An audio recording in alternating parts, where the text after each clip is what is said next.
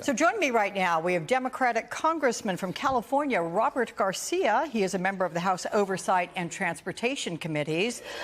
Welcome to you, Congressman. So let me ask you about this. What do you think the goal is of Elon Musk right now in trying to have people account for what they do during the day? I think all of this comes back down to Elon Musk trying to shrink the federal government, create as much quote unquote savings as he can, and then take all of that work, all of those resources, and then redistribute them as a massive tax package for himself, his billionaire buddies, and essentially all his companies. I mean, this is all about taking wealth, taking resources from the federal government in programs that actually are helping working people, and then give those in a huge tax to himself. And he himself has said he wants to eliminate $2 trillion from the government.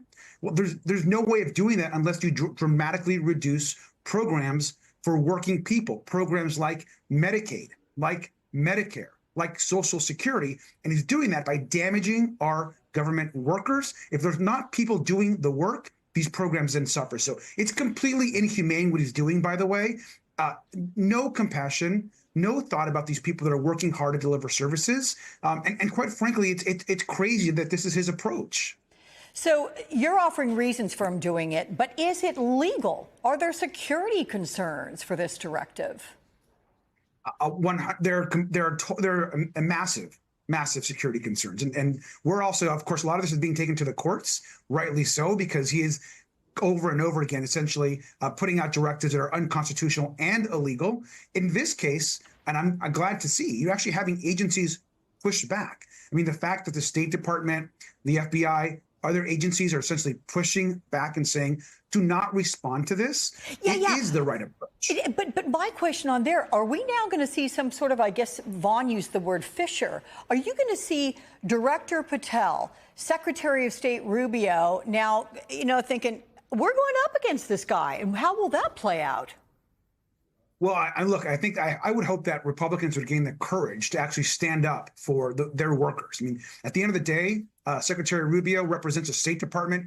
There are, as you know, tons of people in that department, thousands and thousands of people working abroad and here at home to protect our best interests, our national security, our diplomacy. He has a mission. He should be standing up for his people. So I'm glad that actually happened. But at the end of the day, the responsibility lies with Donald Trump. So did Donald Trump know that Elon Musk was going to send out this email, that essentially his Doge bros were going to send out this email? It's crazy. Here's the reason why it may have been a cause effect, because the emails were Elon Musk's first action after the president said on X that he wanted to see him get more aggressive.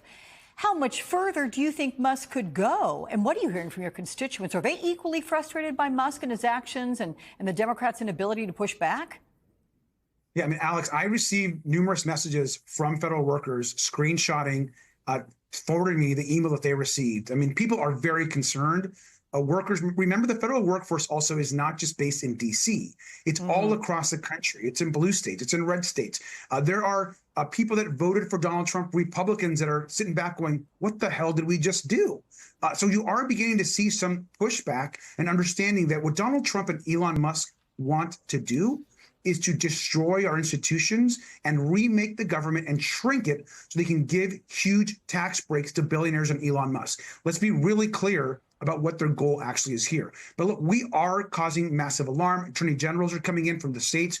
We're winning some of these lawsuits. We're going to continue to push the legal strategy and continue to be aggressive and not back down on Elon Musk. What we have to do is fight fire with fire, be tough and be aggressive, fight Elon Musk and Donald Trump every chance that they push, we got to push back.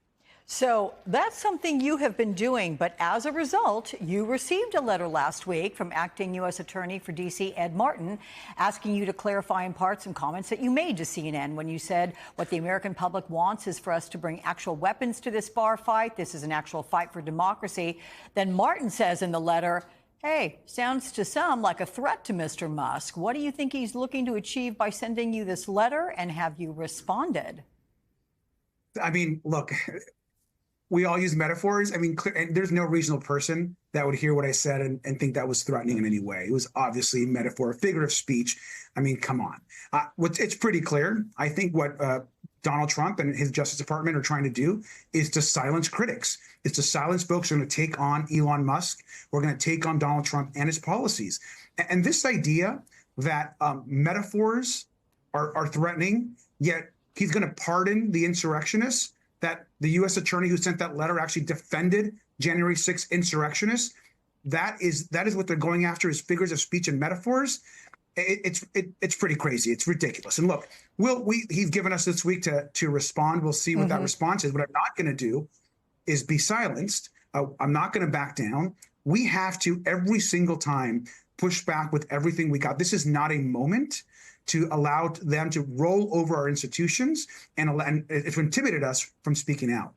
Look, you may have some company because the Washington Post reports that the letter you received, it is part of a larger initiative led by Martin, of course, the acting federal prosecutor, called Operation Whirlwind, to reportedly prosecute threats against public officials.